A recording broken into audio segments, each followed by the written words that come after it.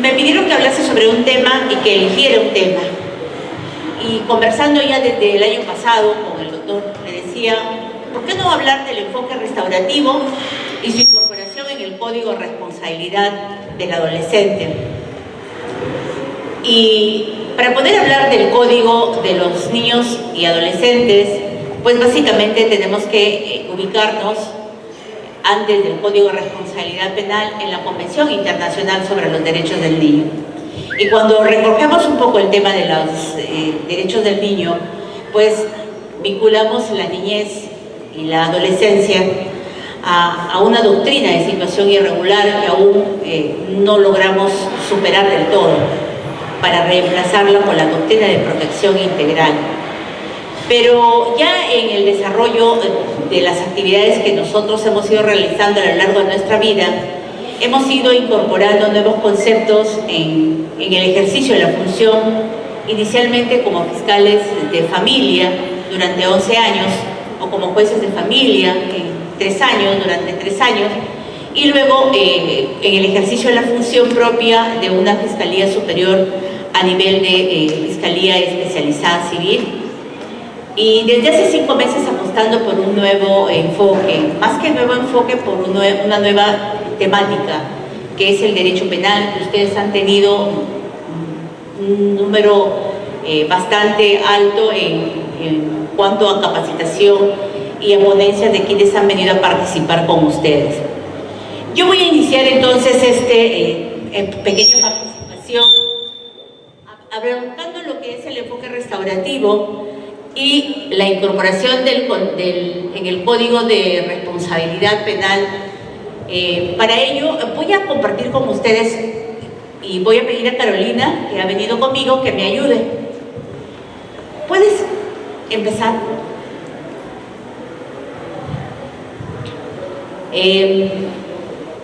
Quería compartir con ustedes esta lectura y quiero que ustedes me sigan y que pongan atención, porque me pidieron que solo hablase 20 minutos y ya voy 5, ¿no es cierto?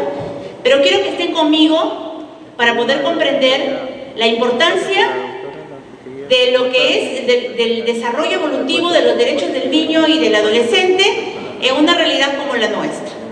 Pero quiero que me sigan, porque si no me siguen no vamos a poder entender y llegar a donde tenemos que llegar. ¿Qué es lo que quiere la sociedad? Yo lo sé. Lo que ellos quisieran es poner a todos los jóvenes infractores de la ley en una isla, muy lejos de todos. Y si esa isla se hundiera, probablemente, luego de los lamentos de rigor, de los lamentos de la boca para afuera, se desataría una algarabía nacional.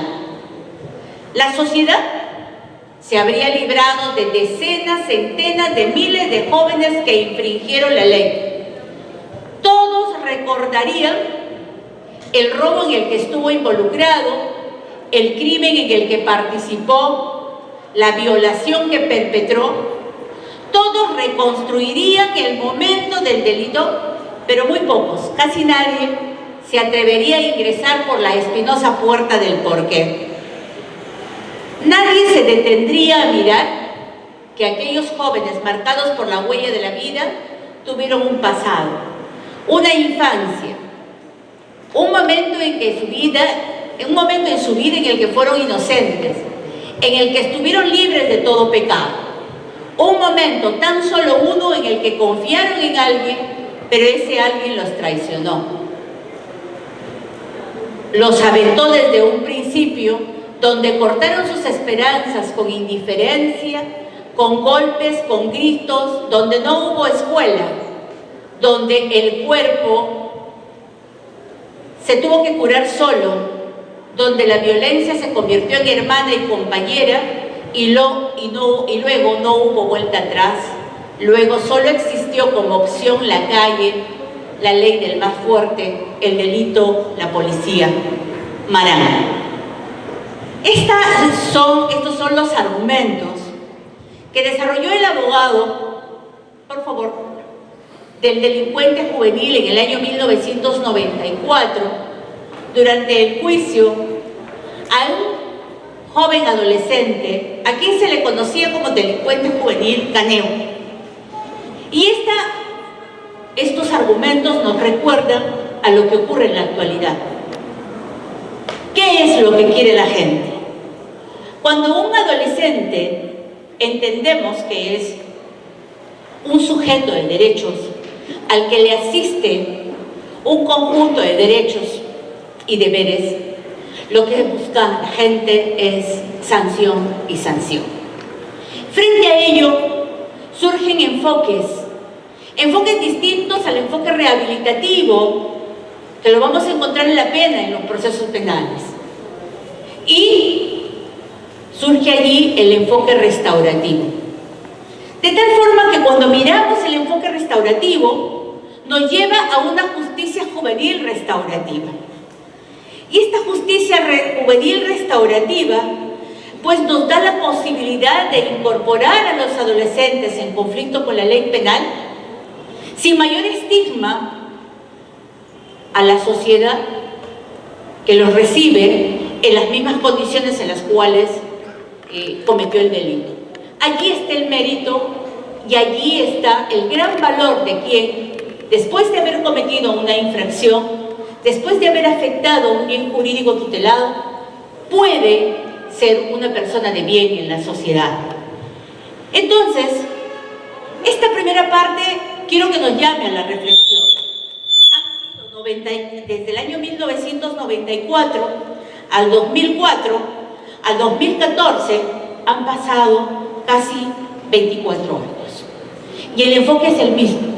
Y cada día buscamos sanción y sanción. Entonces, no podemos partir y llegar a al enfoque restaurativo, al punto central de nuestro tema, si no hablamos de la historia de un inicio. Y la historia de un inicio, así le llamo a esta lámina, y así le llamo a esta historia, porque nos va a poner a un conjunto de jóvenes que sigue el mismo patrón, que empieza por la ausencia del soporte familiar, el abuso, los castigos físicos y el abandono. Estos factores exógenos, factores externos, pues conducen al adolescente a salir a temprana edad del hogar y a ganar las calles. Y ganar las calles realizando actividades generadoras de ingresos. Y muchas veces encontraremos niños en la calle, pues, y nuestro razonamiento se orientará hacia decir, ¿qué hace el fiscal con tanto niño en la calle? ¿Por qué no internan a estos niños y por qué no los quitan a sus padres? La policía no hace nada por recuperar a estos niños de la calle y deberían estar en un albergue. Ese razonamiento forma parte de la doctrina de situación irregular en la que el Estado como tal cumplía el rol del padre protector. De ese padre que te dice, yo te amo pero te encierro. Ello ya no puede ocurrir en el siglo XXI. Pues estamos con la doctrina de protección integral. Tenemos que reconocer en cada niño y en cada adolescente a un sujeto pleno de derechos, a un sujeto a quien le asiste ese conjunto de derechos y un conjunto de deberes. Y ustedes dirán, pero la delincuencia sigue creciendo. Entonces nos volvemos a un tema que se llama prevención, porque la persecución habría que dejarlo para que el Estado continúe, pero hay que trabajar con la prevención. Entonces, un grupo importante de jóvenes que llega a las dependencias policiales tiene antecedentes, a todo esto suma, de haber consumido alguna droga, consumo de alcohol y principalmente de dónde provienen de las zonas urbano marginales. Entonces, si hacemos un diagnóstico de cuál es la situación y de dónde provienen los adolescentes en conflicto con la ley penal o que infringe la ley penal, encontraremos a un adolescente con ausencia, con privación de la familia. Encontraremos a un adolescente con pares de mucho riesgo, de alto riesgo. Encontraremos a un adolescente donde puede haber un abuso o puede haber un exceso de afecto, abuso físico, abandono o sobreprotección. Y encontraremos a un padre o una madre pretendiendo justificar las acciones de sus hijos. Esa es la escena que nos va a presentar cuando se interviene a un adolescente. Y la primera oportunidad que nos pedirá será la madre, quien dirá: mi hijo nunca sale a la calle, porque mi hijo es un buen chico y porque mi hijo tiene malas juntas. Entonces, para nosotros, como fiscales de familia, ¿qué significa? Significa el riesgo, el hecho de juntarse con pares de riesgo. Frente a ello, ¿qué hacer? Recordemos lo que leímos, La Isla, así se llamó los argumentos del abogado defensor de Canevo. Canevo fue un adolescente en conflicto con la ley penal de muy alto riesgo. Y diremos qué es lo que quiere la gente. Y lo que quiere la gente es que habría que privarle de la libertad al adolescente. Entonces, seguimos caminando, ya tenemos la historia de un inicio, tenemos un diagnóstico, porque no podemos ser ajenos a los hechos. Cuando nosotros abordamos a una persona que comete un delito, ¿qué tenemos frente? A un sujeto de derecho. Y el sistema rehabilitativo, ¿qué nos permite? La invisibilización de ese sujeto de derecho. Frente a esa posición de la invisibilización, miremos a la persona y miremos al adolescente. Bien, allí viene la justicia juvenil restaurativa. Este es un enfoque que surge en Estados Unidos de América y Canadá en la década del 70, los años 70 del siglo pasado.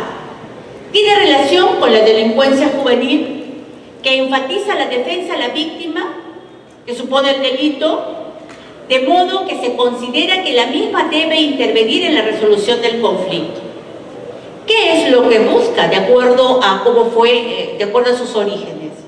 ¿Importa la conciliación víctima-autor más que la imposición de una sanción o pena? Y ustedes dirán, en esta coyuntura, frente a esta realidad, ¿funciona? Sí funciona. Y sí funciona, y lo afirmo categóricamente, porque mi experiencia me permitió en su momento aplicar el enfoque restaurativo a través de la revisión fiscal en su momento. ¿Funcionó? Sí funcionó. ¿A dónde llegamos? Ahora ya vamos a ver. La justicia restaurativa entonces opera para restablecer la paz, trabajando por sanar a las víctimas, a los ofensores y a las comunidades que han sido lesionadas. Nos paramos y miramos. Opera para restablecer la paz. ¿A quién beneficia la paz? A la sociedad, a la comunidad, a la familia. Para sanar a las víctimas, miremos, la justicia juvenil, ¿a quién busca? Cuando una persona delinque, ¿a quién afecta? A la víctima, a la sociedad. Pero ¿qué ocurre a través del enfoque restaurativo? A través del enfoque restaurativo lo que buscamos es un puente.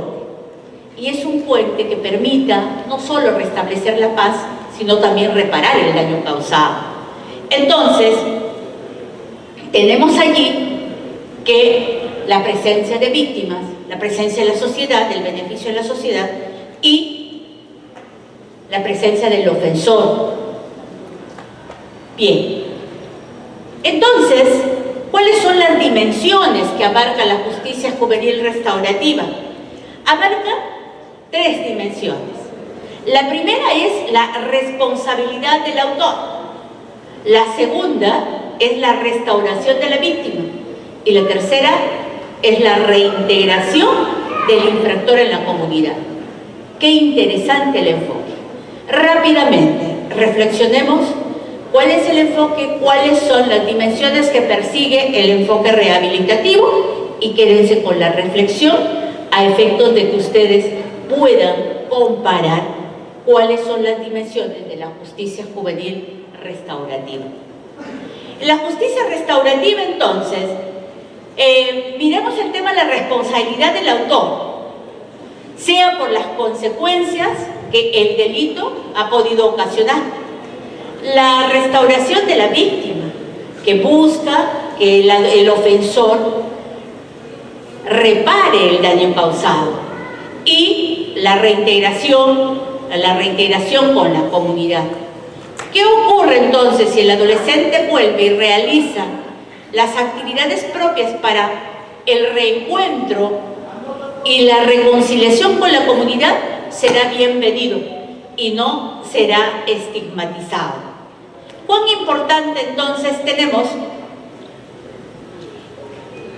para ir cerrando esta exposición, cuánta importancia tiene que miremos a los adolescentes en conflicto con la ley penal que cometen delitos de menos gravedad con una mirada no de compasión ni de búsqueda de la rehabilitación, sino con una mirada de que ellos asuman su responsabilidad y fundamentalmente busquemos la paz en la comunidad, pero no buscando la impunidad, sino haciendo que éste asuma su responsabilidad como por el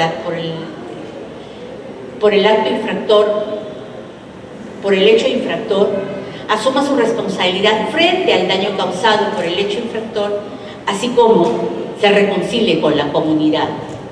Entonces, la justicia juvenil restaurativa es el proceso que involucra a las personas afectadas de forma más directa por un delito.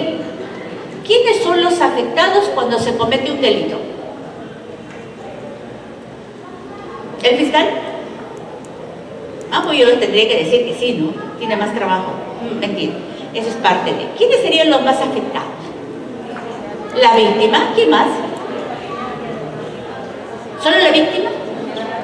¿Acaso no se traslada a la familia? ¿Qué siente la familia cuando uno de los integrantes es afectado por un crimen, ¿no? Por un delito? Impotencia, siento odio, dicen. Tengo tanta impotencia porque fue tan de las expresiones propias, ¿no?, del momento, y sienten que no encuentran justicia. Entonces nosotros vemos en la tele, queremos justicia. Muy bien, entonces tenemos que la víctima no solo es la persona que ha sido afectada directamente con el delito, sino que va más allá, trasciende a la familia. No solo trasciende a la familia, trasciende a los amigos, trasciende al barrio, a la comunidad, ¿dónde? Entonces nos sentimos impotentes y preguntamos qué hace el Estado para. Y les pregunto yo, ¿han visto ustedes con la política criminal desarrollada, la sobrecriminalización de conductas, ha disminuido la delincuencia? ¿Qué dicen ustedes? No sé, a ver, yo no sé lo que ocurre en la calle, ¿no? A ver, ¿ha disminuido? Les daría mi posición, pero ¿cuál es la de ustedes? ¿Disminuyó? ¿Qué dicen, doctores? Con la sobrecriminalización. Hace tiempo vamos creando mayor cantidad de tipos penales, porque surgen nuevos tipos, ¿no? Entonces hay que ir regulándolas y hay que ir estableciendo cuáles son los elementos objetivos del tipo, etc. Y seguimos trabajando, ¿no? Y les pregunto, ¿ha disminuido con el incremento de las penas a los delitos cometidos? ¿Saben ustedes cuántos internos hay en el establecimiento penitenciario del Milagro de la ciudad de Trujillo? ¿Quieren saber? 5.400. ¿Saben ustedes cuántas trabajadoras sociales hay? ¿Quieren saber? ¿Cuántos cree usted, señorita? 3.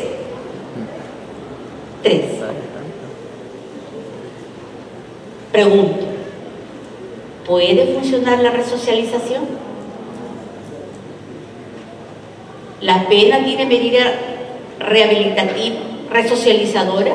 Cada uno tiene su enfoque y cada uno de ustedes sacará sus conclusiones. Yo vengo, me invitaron a exponer sobre un enfoque, me gusta el enfoque, lamentablemente ya no estoy en esa área, pero sí, ahora que conozco un poquito más, estoy hace 5 meses Estoy trabajando como en una Fiscalía Superior Penal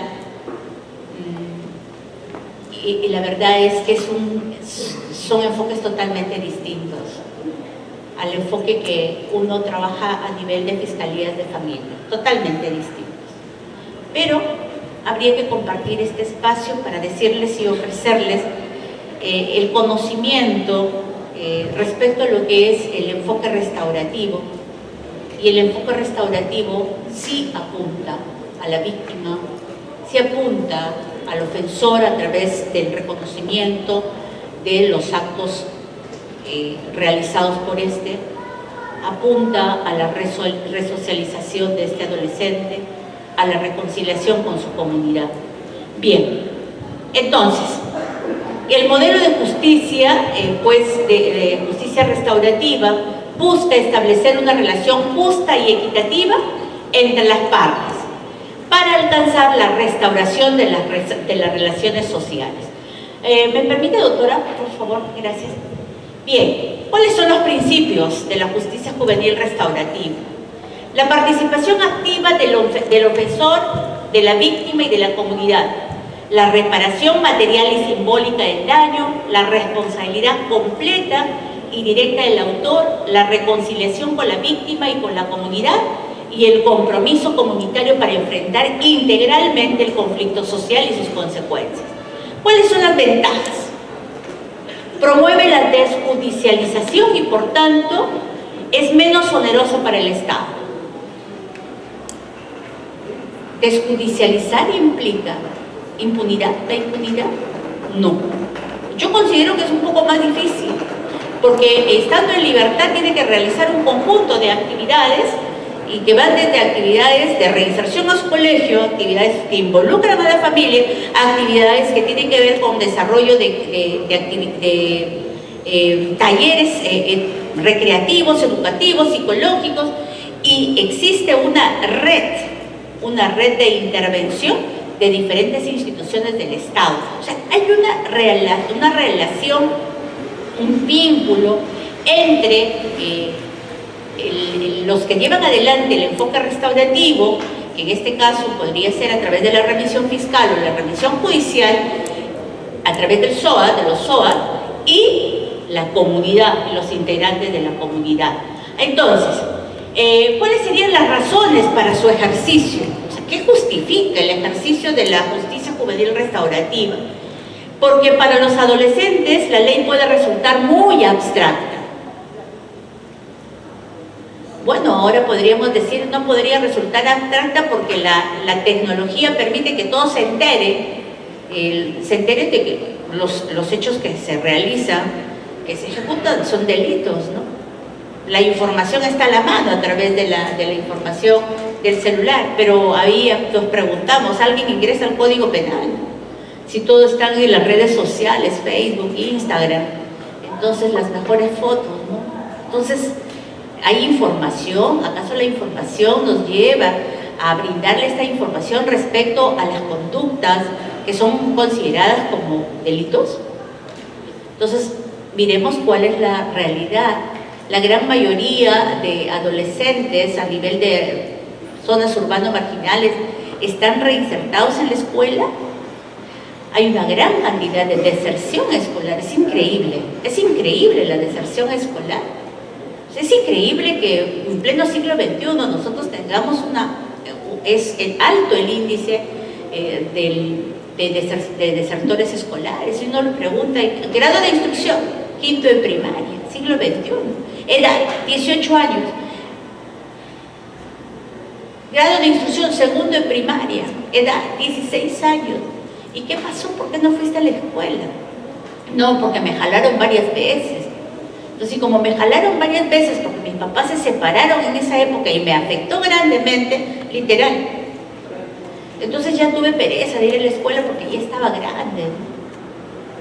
Entonces, hemos ido retrocediendo en lugar de ir avanzando.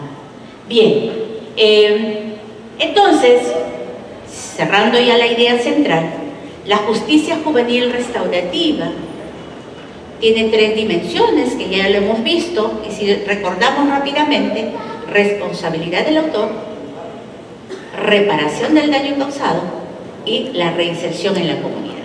Entonces, ¿cuál es la filosofía? La filosofía de este modelo se resume en las 3 R's, para no olvidarnos, ¿no? Responsabilidad, ¿de quién?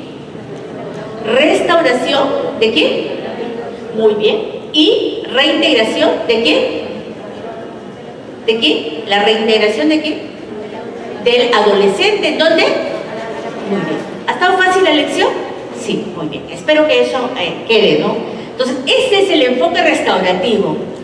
No es un speech del enfoque, es sencillamente la realización de la búsqueda de la paz, la realización de lo que uno quiere en nuestra comunidad.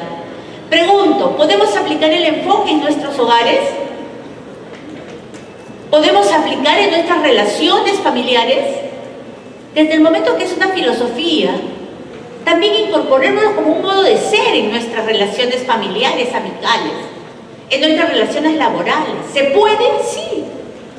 No lo llevemos solamente a un enfoque que va desde la visualización de un delito, sino llevémoslo a ese quebrantamiento que a veces ocurre dentro de nuestra familia, dentro de nuestro hogar. Entonces, incorporémoslo como un modo de ser, una forma de vivir. Entonces, el enfoque restaurativo, responsabilidad, resocialización y la restauración. Bien. La declaración del IVA, hubo un Congreso Mundial de la Justicia Juvenil Restaurativa y es allí donde se llegó a esta conclusión. Se dice que es una manera de tratar con niños y adolescentes en conflicto con la ley penal que tiene la finalidad de reparar el daño individual, social y en las relaciones causadas por el delito imputado. Este objetivo requiere un proceso en el que el supuesto agresor juvenil, la víctima y, de cerca el caso, otros individuos y miembros de la comunidad participen juntos, activamente, para resolver los problemas ocasionados por el delito. ¿Podría ser un sueño? Sí se ha dado. ¿Y dónde se aplica? Se viene aplicando. Y se viene aplicando en el Ministerio Público, a través de los equipos interdisciplinarios que han sido constituidos y conformados por el Programa Justicia Juvenil Restaurativa del Ministerio Público. El Ministerio Público desde el año 2005 y 2011 con equipo propio ha incorporado como política institucional la aplicación del enfoque restaurativo en el tratamiento del adolescente en conflicto con la ley penal. Y terminamos. Y es el Código de Responsabilidad Penal Juvenil quien también incorporó ya este enfoque restaurativo a través de las salidas alternativas para resolver los conflictos en los cuales se encuentran involucrados los adolescentes en conflicto con la ley penal. Y allí vamos a encontrar el acuerdo reparatorio, la remisión y a través de ellos vamos a poder resolver estos conflictos y vamos a evitar la judicialización. Entonces, pregunto acá, ¿se aplicará el Código de Responsabilidad Penal Juvenil? Esperamos que sí, vamos a esperar que sí, porque aún no se aplica, aún cuando ya se está aplicando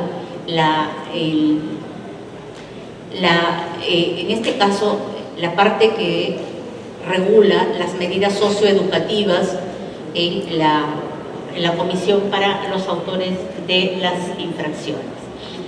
Bien, sigamos, doctora, para poder avanzar, porque ya, bien. El anterior, por favor.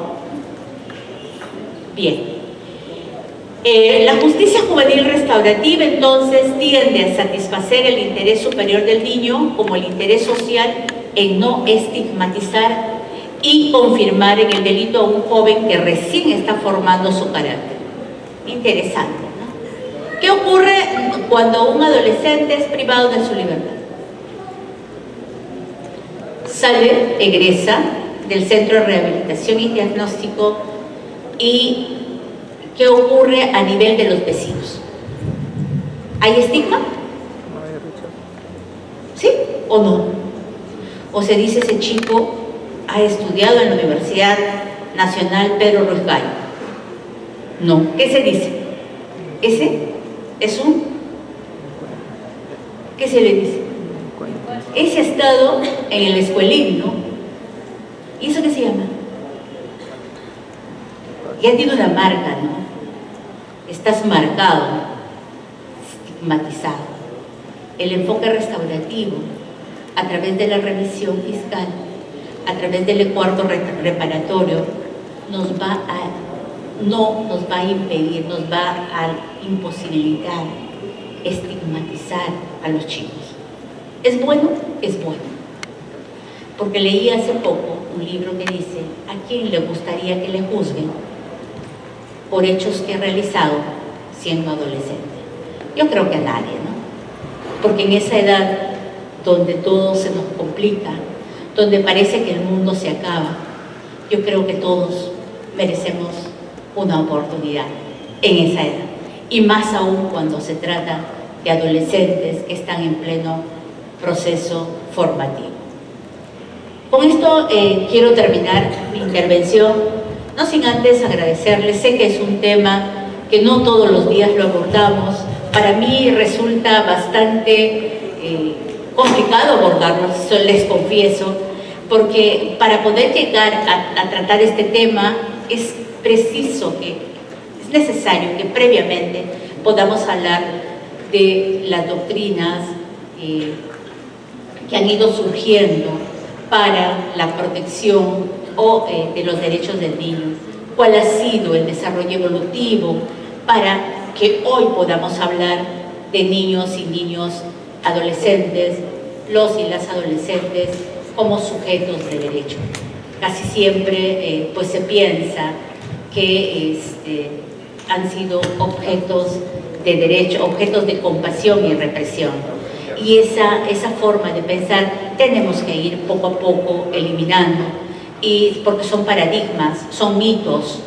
No te metas en la conversación, nos decían cuando nosotros éramos niños. Ahora ya cuando se meten mucho dicen: oye, ese es derecho, déjalo, es su libertad de opinión.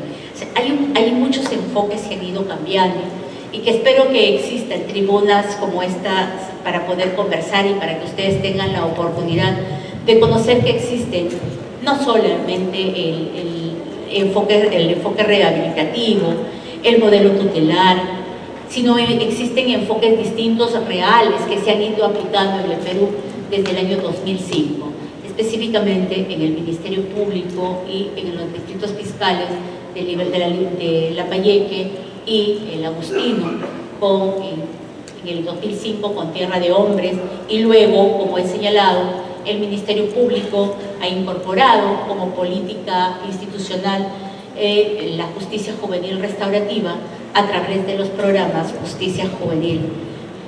Espero que esta motivación continúe y podamos seguir conversando en algún momento sobre este tema. Les agradezco su atención.